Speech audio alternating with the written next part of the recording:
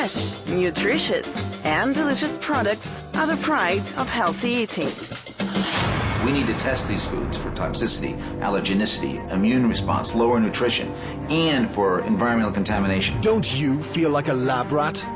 Some considered the experiment in human treatment. Very highly significant differences between the GM-fed animals and the non-GM-fed animals. But they weren't treated so well themselves. One question means one career. You ask one question, you get the answer, and you might or might not be able to publish it, but that's the end of your career.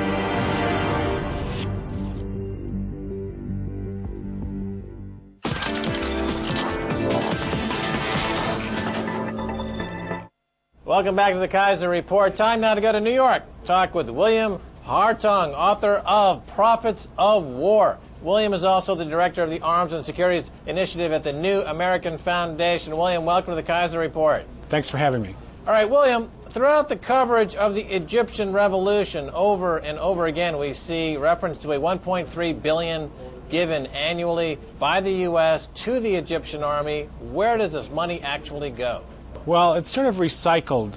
It briefly stops in Egypt, but basically it comes back to major contractors in the U.S. like Lockheed Martin, General Dynamics, General Electric, Raytheon for fighter aircraft, tanks, missiles, a whole range of, essentially the entire Egyptian armed forces have been outfitted by the United States going back to the beginning of the Mubarak regime 30 years ago. Right, and this is a model that the U.S. uses in other countries as well, correct? Yes. Some countries through aid in places like Yemen, others, Saudi Arabia purchases weapons from the United States. There was a recent deal for $60 billion, the largest arms deal ever concluded for combat aircraft, attack helicopters, bombs, guns. It was a huge package including a full range of military systems.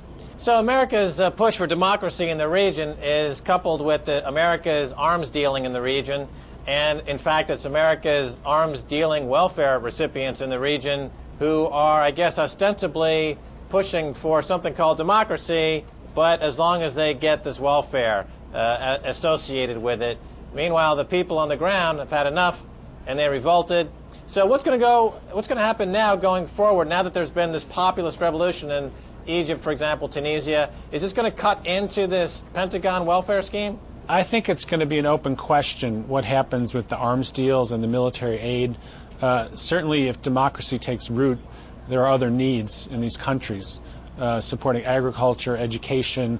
One of the roots of the uprising had to do with the fact that people couldn't get decent jobs, even fairly well-educated people. So in an ideal world, some of that would be reinvested in civilian activities. But the military in Egypt is still controlling the transition. They've got long-standing ties to the United States military and the Pentagon. So I think it's really an open question as to what will happen as a new government comes together.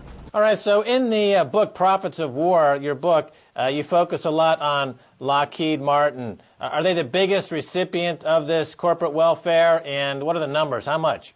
Well, Lockheed Martin certainly is the biggest recipient of Pentagon contracts, both from the Pentagon itself and through foreign sales as to Egypt. $29 billion a year, the biggest recipient of U.S. tax dollars, and the largest weapons contractor in the history of military-industrial complex. Right, so now these numbers are not included in the official Pentagon budget, right? I mean, that's a separate line item. And so this is just gravy on top of the largesse of the taxpayer to lard the coffers of these defense contractors. It's just more money for them, right? A lot of the military aid is funneled through the Pentagon in the sense that the Pentagon serves almost as an arms broker. They've got a whole separate department called the Defense Security Cooperation Agency, which sounds sort of benign, but it's really kind of an in-house weapons trafficking operation. And so you've got that in the Pentagon rubric, but you've also got things like nuclear weapons design, which happens through the Department of Energy. You've got a whole range of biometric and surveillance technology through the Homeland Security Department and the FBI. So you've got a whole range of agencies, spy satellites for the National Security Agency, outsourcing of CIA activities. So it's more than just that $29 billion for the Pentagon. It seems that a lot of the technologies that go into surveillance and these other areas, they debut, if you will, off-Broadway in these foreign countries, and then they end up in the U.S. For example, Predator drones, we heard about them first in Pakistan, and then we saw them in Texas, looking at the border between Texas and Mexico. Is this part of the strategy of a way to kind of beta test a lot of these technologies in foreign countries before they bring them into the U.S.? I think it's sort of inevitable, just in the sense that in a conflict like Afghanistan, the predators have been viewed as a way to, quote-unquote, limit civilian casualties, to go directly after leaders of the Taliban and al-Qaeda. So they saw an application there, and of course these were armed with Hellfire missiles, which are another Lockheed Martin product. But then the surveillance aspects, as you said, have been applied on places like the U.S.-Mexico border. So I think it's not clear why it happens that way, except that, of course, the systems have much more direct usage in some of these overseas conflicts. So in a sense, they are given their test run. I don't know if that's on purpose, but it's certainly what ends up happening. All right, just to review on this budget matter, because Obama just released his budget for the year, record deficits for the U.S., the Pentagon gets a huge piece of it. Martin Marietta, they're part of the $722 billion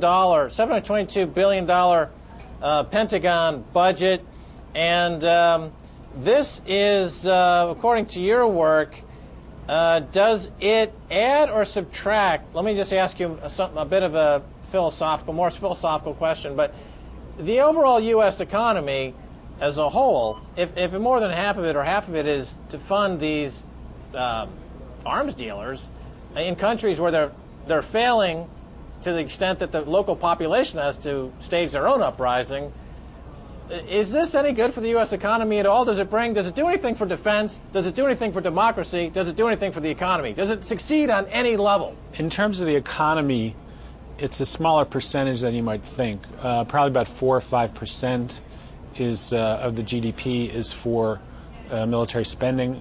A lot of that, it's strategically located in places like Ohio, where Speaker of the House John Boehner is, in California, where the head of the Armed Services Committee, Buck McKeon, is, in Hawaii, where Daniel Inouye, the head of the Appropriations Committee in the Senate, is. So it exerts an influence larger than its economic weight. And what that means when they try to, for example, cancel a system like the F-22 fighter plane, as was done, they have to almost give a payback to the company. What they did was they cut the F-22 by $4 billion.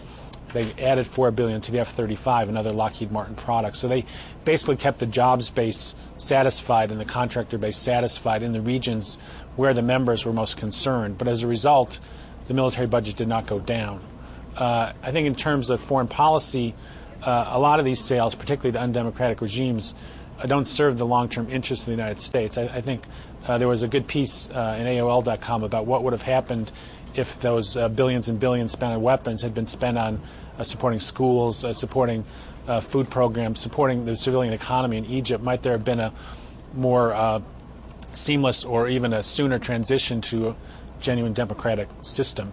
So I think certainly there's overspending now compared to what would be needed for strict defensive purposes, and in that sense, those extra dollars beyond what's needed to defend the country, I think, are not only a waste, but in some cases they're counterproductive in terms of the defense of the country. So I think certainly some Pentagon spending is needed, but we're probably $100 billion or more above what would be needed for strict defensive purposes, and a lot of that goes to feed the military-industrial complex. Of the dollar, let's say a dollar. If I put $1 in taxes last year to the U.S. government, what percentage of that goes to military budget? The military is more than half of the discretionary budget, which is the part that doesn't count Social Security and Medicare. So Social Security and Medicare have their own taxes. So in terms of regular tax dollars, probably more than half of them, go for military purposes. Okay, so let's say, for the sake of argument, 50% of the tax dollars goes into the military-industrial complex, which we have just decided it does not return much in terms of a cost-benefit analysis. Now, you mentioned that the total industry is 4% of, or 4 to 5% of America's GDP. But we know that 80 to 85% of America's GDP is fueled entirely by debt that has been created at the behest of Wall Street bankers to generate fees for themselves. It has nothing to do with the real economy. The actual real economy in America is shrinking, jobs are crashing, infrastructure is crumbling. The actual economy of America, strip away the debt, is considerably smaller. So it's a bit misleading to say that it's only 4 or 5% of GDP, because GDP in America is completely fallacious. It's entirely debt-driven by, the equivalent of the Taliban on Wall Street, the financial terrorists at Goldman Sachs and J.P. Morgan. I think more to the point is that 50 cents of every tax dollar goes to programs that are failing on any way you look at it. Now, Ron Paul, who's a contender for president, presumably coming up in the next election, he thinks that it's possible to shut down most of the military bases around the world and shut down a lot of the military-industrial complex. Is that a good way to go, in your opinion? I think certainly there's overstretch in terms of overseas presence. By different measures, there's somewhere between 700 and over 1,000 military bases around the world. I think a lot of those could be reeled back. They make it easier to intervene in various places, but it's not clear that we want to be able to do that on short notice. I think we could use a little more thought and deliberation before we go into wars of occupation, as happened in Iraq, for example, which was facilitated by U.S. access to military bases in the Persian Gulf. Back during the Iraq skirmish, war, invasion, incursion, takeover, whatever you want to call it, there was that story floating around that pallets of money arrived and disappeared, billions of dollars. If you recall the story, whatever happened to that money? Did they find the money? Did it go up somebody's nose? What happened to it? There was a period where some of the smaller contractors were being paid in cash, and there were even pictures of them, throwing the bundles back and forth as if they were having a football game. Companies like Halliburton had, billions of dollars that they never did accurately account for. I think partly because at the same time that they were increasing spending on the war, they were reducing spending on auditors and contract officers at the Pentagon. And of course, in the middle of a war zone, the military commander's first obligation is not to chase how Halliburton's spending its money, it's to protect his troops and deal with the military strategy and approaches. So certainly a lot of money was lost in that process, which often happens in war zones. There's great opportunities for profiteering. So, again, I don't think the government, set out to do this necessarily, but nor did they take measures that they should have, I think, to try to curb that activity. Right, so they couldn't afford auditors. Well, yeah, I suppose that would be one reason why you'd lose $8 billion in cash. William Hartung, thanks so much for being on. The book is Profits of War, and thanks so much again for being on the Kaiser Report. Thank you. All right, and that's going to do it for this edition of the Kaiser Report with me, Max Kaiser, and Stacey Herbert. I want to thank my guest, William Hartung. His book is called Profits of War. If you'd like to send me an email, please do so at kaiserreport@rttv.ru. Until next time, this is Max Kaiser saying bye, y'all.